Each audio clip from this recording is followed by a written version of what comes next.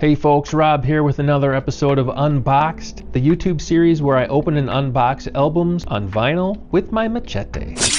In today's episode, we're talking about The Ghost in the Machine, and the man who, had he never picked up a pen, would most likely make the N.W.A. family tree look like a shriveled little shrub. I'm talking about the D.O.C, No One Can Do It Better. The Get On Down reissue tricolor vinyl with a little bonus. The DOCCares edition of the same album. I'm talking about a double unboxing here. No one can do it better.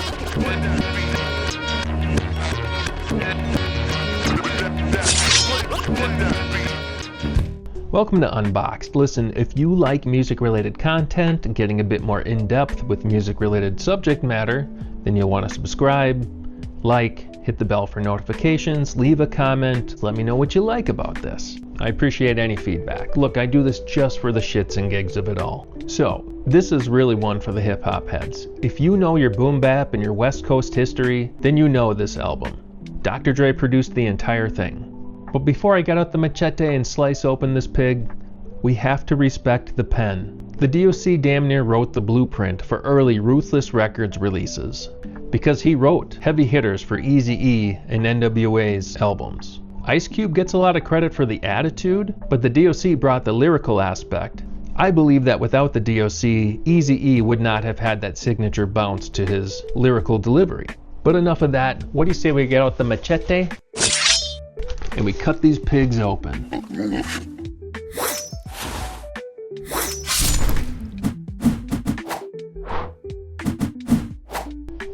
Okay, first up we have the tricolor Get On Down re-release of this album. It's just the repressing of the original album released by Ruthless Records, 1989. I've never owned this album on vinyl, so both of these copies are new to me, although I'm a big fan of the album. Tricolor variant, let's take a look. I already like the looks of that through the sleeve there. Nice. Kind of looks like, I don't know, like a beach ball in a way, but that's really like African colors. Original track listing, but it's got a good weight to it. I like to see that. I will put a link for this release in the description, but let us not forget, I'm double dipping today. This is the DOCCares edition. Now what's interesting about this, if you notice up here it says for promotional use only. So the DOCCares is a non-profit created by the DOC. You can buy this album from their website, but it's not considered a purchase, it's considered a donation. Let me show you the beauty of this one. Beyond like the different album cover, it looks like there is a slight difference in the track listing, but it comes autographed, which is incredible. And he addresses me by my professional name. It says, "To Robert, thank you, my brother, the DOC." But DOCCares.org is where you buy this. He's doing great work giving back to the community in the Dallas-Fort Worth area. And what's interesting about this album cover as well is this is actually the cover used for the DOC documentary that was announced, I want to say 3, maybe 4 years ago. Let's see what we got inside here. What's different here? Got lyrics. That's not even in the reissue here.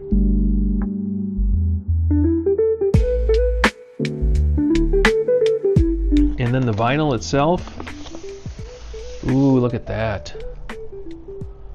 That's a cool color. So, you know, updated packaging and slightly altered track listing. And again, decent weight vinyl. Buying this DOCCares edition isn't about feeding my vinyl collection. It's really ultimately about supporting an artist that truly deserves it. Uncredited in a lot of work he's done. The packaging feels a little bit more personal, and he's a part of hip-hop history. And literally buying it gives directly back to the culture, gives back to support his nonprofit organization.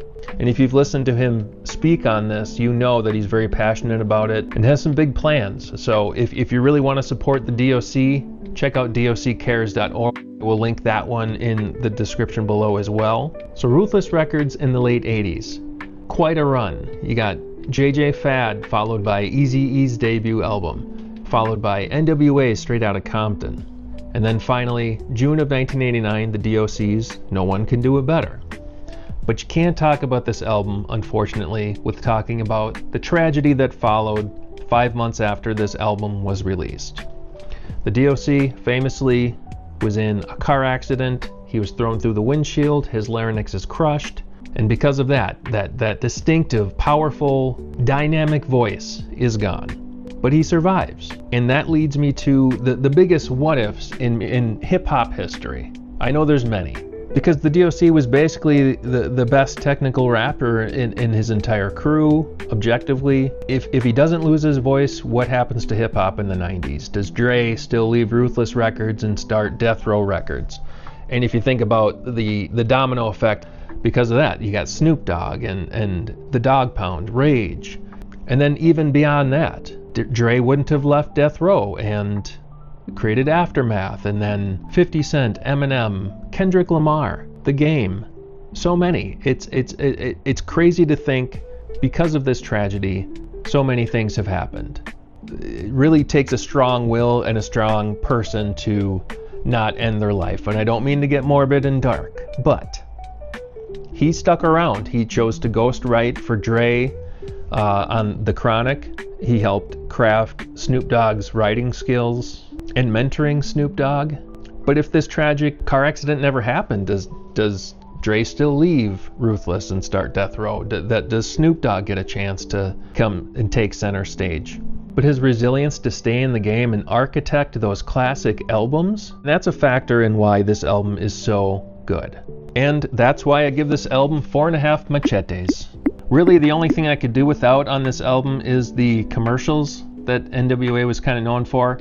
Are they funny and entertaining? Absolutely. And in particular on this one, where they kind of make them songs, or more musical, I should say, they are entertaining, but I do skip those songs. Once you hear them 20 to 50 times, you get it.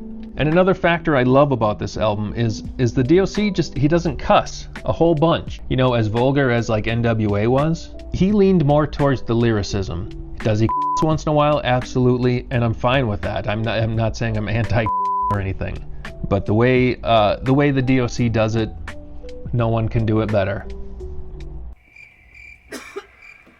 But hey, thank you for checking out the video. I appreciate you watching.